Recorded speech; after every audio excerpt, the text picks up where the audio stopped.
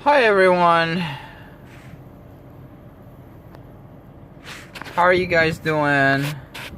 Hey man, guess what? I'm actually letting you guys see my face in this video. How cool is that? Okay, so give me 1 second. As you might have read the title of the video, basically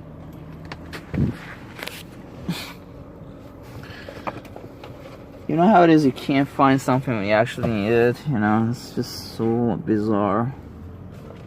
Oh, there you go. Cool.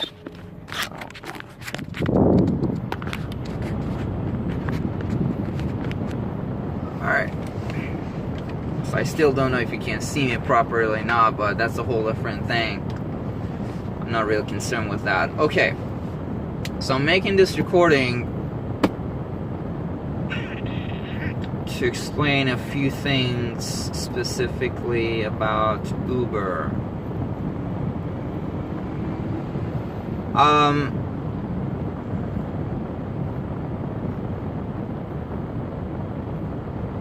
I believe everything that Uber, the way, matter of fact, I'm trying to say that they're very intelligent people behind it, and everything that they have employed and enlisted is geared towards maximizing their profit in exchange, and rather basically, if you will, rather in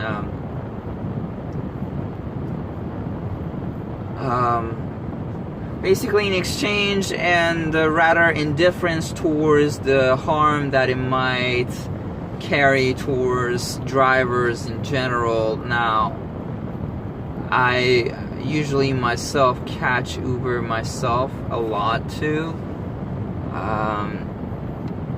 and I've seen that side of it too. It's not accommodating at all. They're very, very, very, very bad.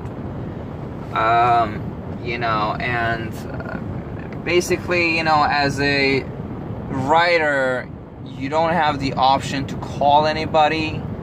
What you do have is the option to send a message, and the answer can take anywhere from, could be, matter of fact, as rare as it is, in a few minutes, to rather few hours or a day or two.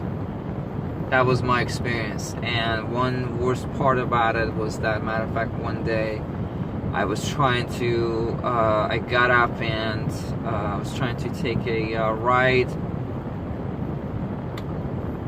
to the bus station to catch a bus to go to a different town, and I didn't have any cash on me. All I had was just my card, and the fact that, you know, my card, I had it listed on my Uber account. So, you know, just like as typically as I would have done anyways, I thought it was just like, you know, putting the address in, all that, and selecting the payment method, and bam, you know, I can get an Uber and get there literally about a nice 20 minutes early too as well. Now, this turned out to be such a rare thing where they started asking me about the fact that they want to verify my identity or one of my cards by actually me having snapped a picture of my card, which I would have been more than happy to do. And matter of fact, the thing is, I had this iPhone, and I don't know if the fault was my iPhone didn't have this, wasn't synced in properly. The program was not, had this feature where it was not synced with Uber's app, where they could snap a picture of my card. I don't know what was the problem. Basically, I was not able to do this, and I sent a message. As a matter of fact, I took a snapshot of my card, and I included in that message and saying that, you know what, I'm getting this error message saying that you guys want to identify me or my card and so forth, but in my iPhone does, I don't know, is it the fault of the Uber app's the fault of my iPhone, however it is, I'm not able to snap a picture of my debit card. But here it is. I've attached it here. You can look at it if you want, and basically if that helps you to verify. Believe it or not, I don't know, the people who are behind customer service of Uber, are there robots? Some people who just have no sense. Maybe they speak the English language, and when I say that, I'm sorry, my experience, I've been in this country for 16 years. I'm a foreigner myself. I'm from Iran. But it doesn't matter. Matter of fact, a lot of times a fucking American is worse than a foreigner, because they do definitely fit the definition of a machine, and they're just so cold-blooded, indifferent, ignorant, and seems like they've been taught, or they've been told that just try to wrap it up, don't give a shit, don't care, you know, you have no stake here, and actually you would be rewarded for being indifferent and ignorant and not giving a shit about nobody. I've had this so many times happen to you, and I'm sure that you would know just as well, or have just enough good experiences I do in this regard, bad experiences in this regard. So anyway, that's for that. But coming to the point of speaking of the whole thing with the Uber as a driver, I've been driving for Uber for 9 months. Be honest with you, when it comes to driving, I'm rather like a pussy. And when I say I'm a pussy, like, I mean, I really try to obey what I really can as a traffic law. You know what I'm saying? Not just because it's a law, because I know it has to do with safety. And I do walk a lot myself, and I do care a lot, and it really hurts me when I see people are reckless and they just don't pay attention. For instance, if you want to make a right at the red light, when the light is red, what you really have to do is that once you get to the red light, you have to come to complete stop and look around, see if anybody's crossing the street or not, or if there's traffic going on, and then you can proceed. And then if there's no traffic coming opposite, the other direction, then you can go. A lot of people don't do that. A lot of people just they just go. And sorry, did they just happen to hit you? Oh, sorry. They might run away. They might get caught. Whatever happens, your injury is irreversible. Your death might be irreversible. You know what I'm saying? And how do you say that? People love to stare, man. I don't know, is they're gay or they're fucking straight, whatever shit that is, man. People love to stare. It seems like everybody's looking for something. No matter you're a gay man, you're a fucking straight man, you're always looking for something. I'm sorry, I don't have that. I give a glance to a woman if I have to, and here or there, and that's the end of the story. I don't really try it. If I really want to tell somebody something, I'll go ahead and tell them, and I don't just make them feel like shit.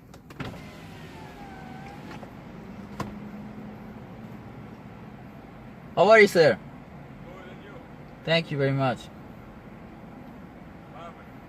Nothing. I saw you passing by. You were looking, and I just waved at you.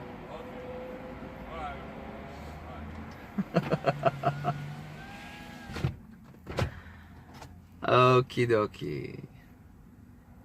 Oh my God, we live in a country that you could be dying in the middle of the street and nobody's willing to help you. But if you happen to be gay, or if you're looking for some shit, all of a sudden, oh, you get plenty of attention. Or if you're female, it's really hard to be a woman in this world, man. I can totally see that, especially because men are either they're perverts or they just have a hard time expressing themselves, whether they're interested. Because, I'm a guy, and I totally understand that, how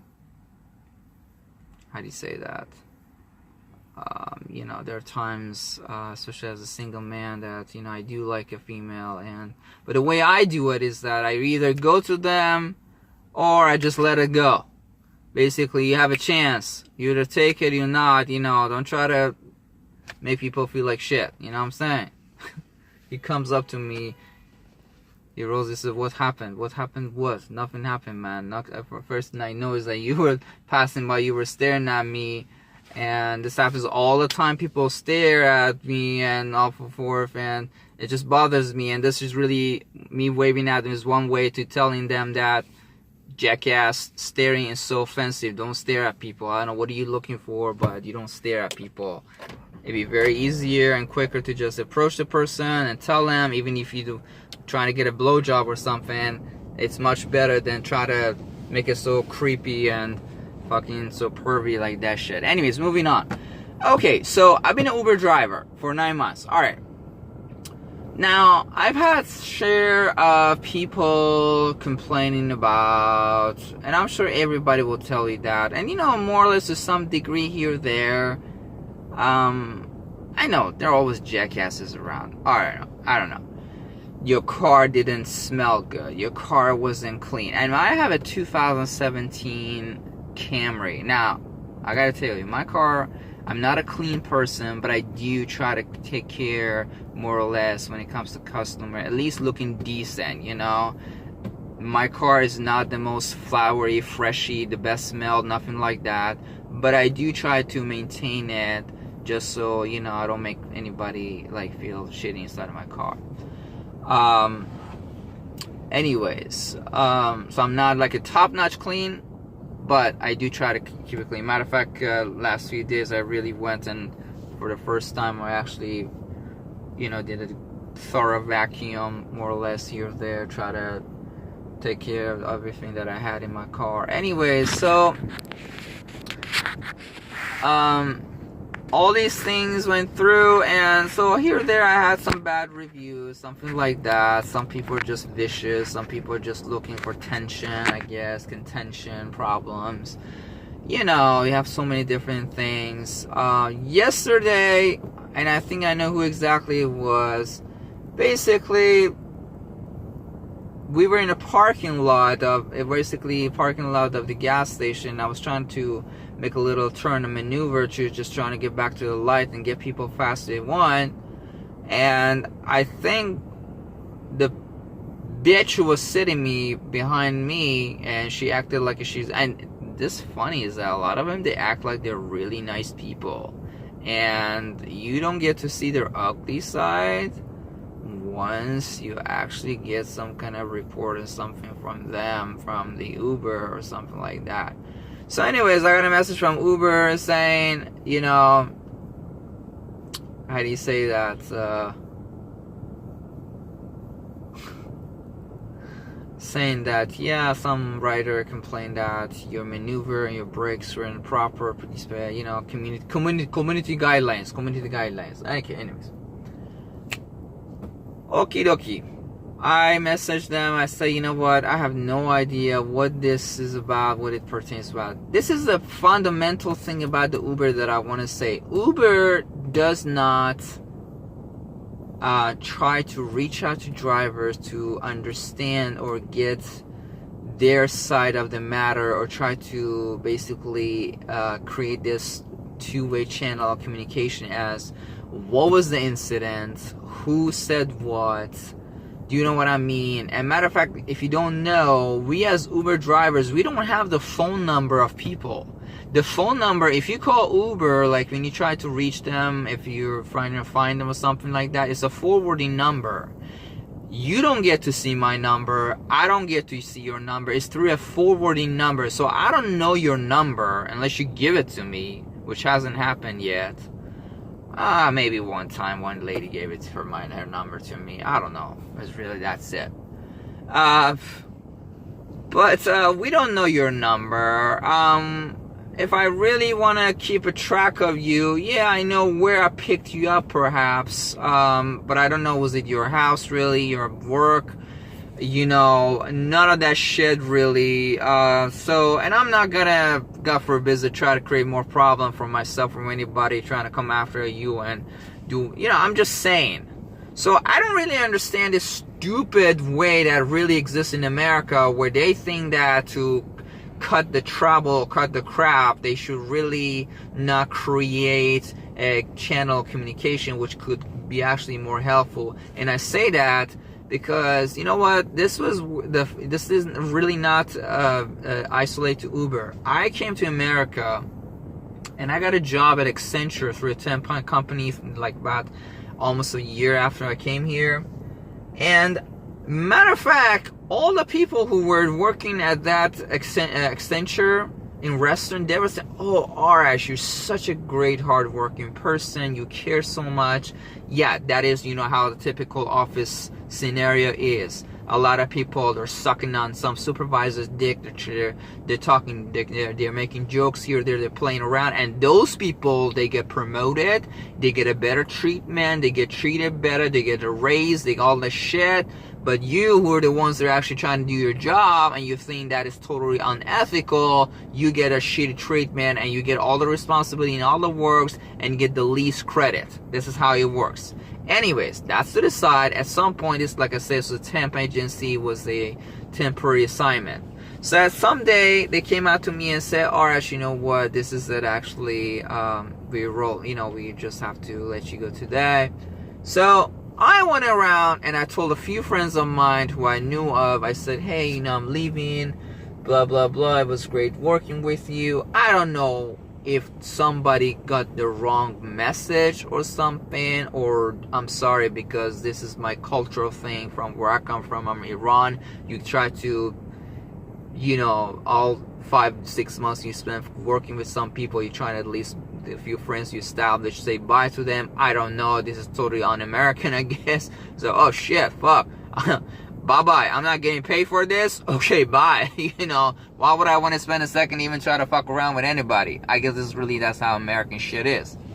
Anyways, they thought I'm fucking around or something, or I'm trying to basically create problem or something. So, matter of fact, there's this motherfucker son of a bitch whose name was Bill. Oh, this was one of those people you really need to watch out in your life.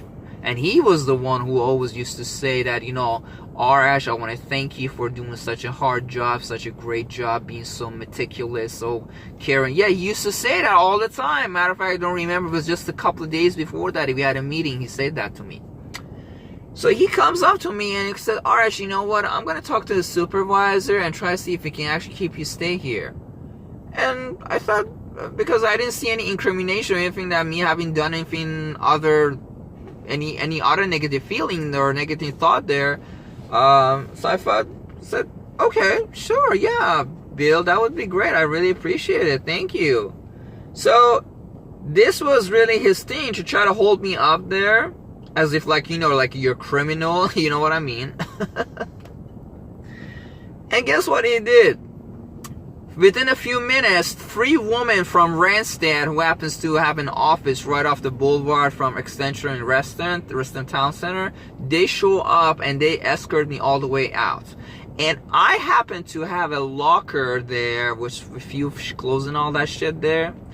And guess what? I told them that, "Can I get my stuff from the locker?" Said, "Oh, no, don't worry about it. You can go later and come back to the office Accenture. We'll bring it for them. You can pick it up there."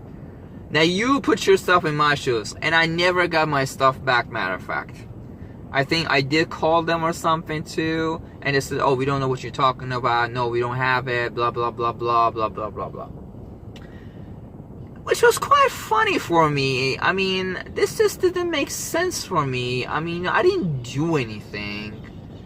And it's funny is that, like, you know, if you ask them to actually do something that is concerning in terms of security or safety, it would have made sense to have some kind of, not that I was wishing for it, I hope for it, and I'm not saying I wish this would happen, but I'm just saying, you would think in such a scenario where you think something's going on, you're concerned, they would have some kind of security guard will come and try to escort you out or something. You know what I'm trying to say?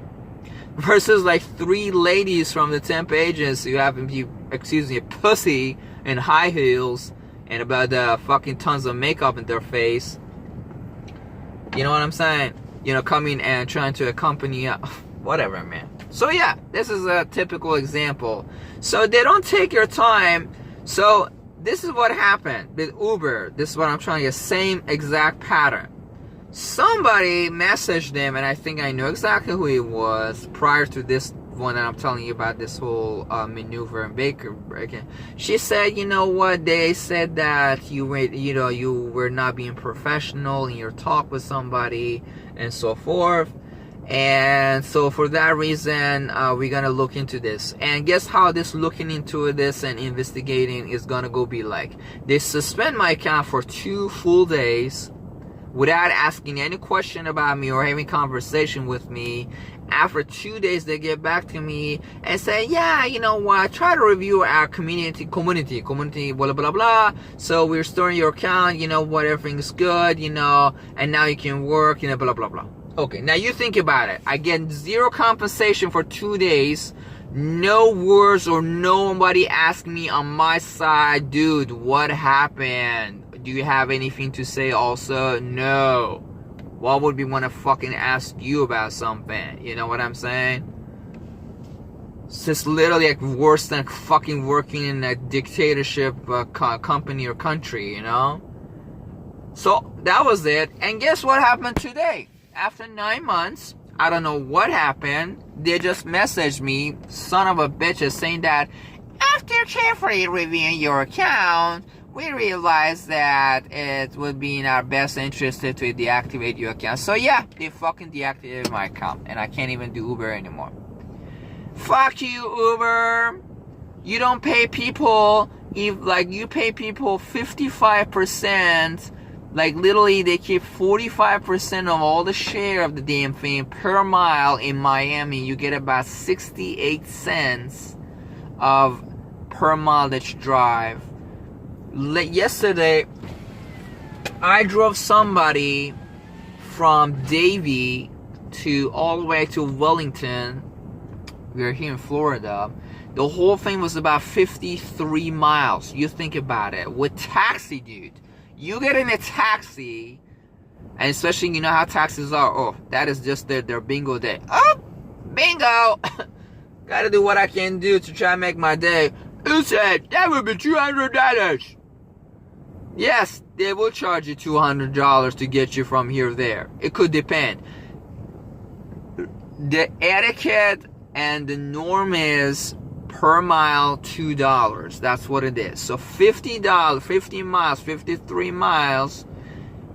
Somebody with a taxi want to give you a ride. You're looking at a nice $120 minimum. And especially you know how the taxi drivers are. You know, fucking, you know, they take their time. They try to take the longest route they can. Here or there, they try to tell you that, oh, I have to go through the toll, you know. Not all of them. I mean, I've never had really a taxi driver telling me that, but some of them ask for tip also. They feel very liberal asking for tips, saying, oh, sir, I was tired, I tried to do it, you know, or they tell you that you can't use the credit card, you have to pay them cash, and they get very serious. I've had really taxi drivers who are fucking son of a bitch. Can you believe it, man? Unbelievable. Yeah, they get very serious. They say, oh, why are you not giving me cash? I have to pay company stuff, so I just give you some extra tips. Fuck you, nigger. It says on the sticker of your thing, you can pay cash, you know, pay card. You know what I'm saying? So, man, yeah. Fucking son of a bitch that let me go. God damn it, man. I don't know what to do, man. Oh, and I'm sorry. The last piece of puzzle that I need to tell you. I've been working for the last 3 days. Now, typically, at least the way it used to be originally, I used to be able to cash out, like, at the end of the day. Usually, I would cash out my money, and they would charge, like, 50 cents for it. And it was a good deal. Was worth it. At least I would have access to all my money right away. No, sometimes I would cash out even twice a day, depending on my situation, whatever.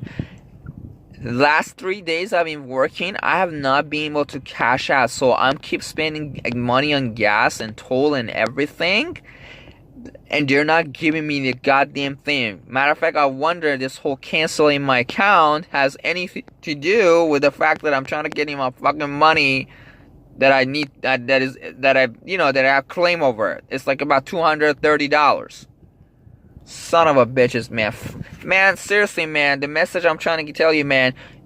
I don't know whoever the drivers like me, we need to get together to try to fix this shit up. They need to fix the rates, number one. Number two, they need to stop this whole rating system where somebody makes a shitty statement and over nothing, they, without any getting your side of the story, they fuck with you. All these things, they needs to go away, and they need to, make a proper, much better deal for the drivers. That's all I want to say. Have a great day.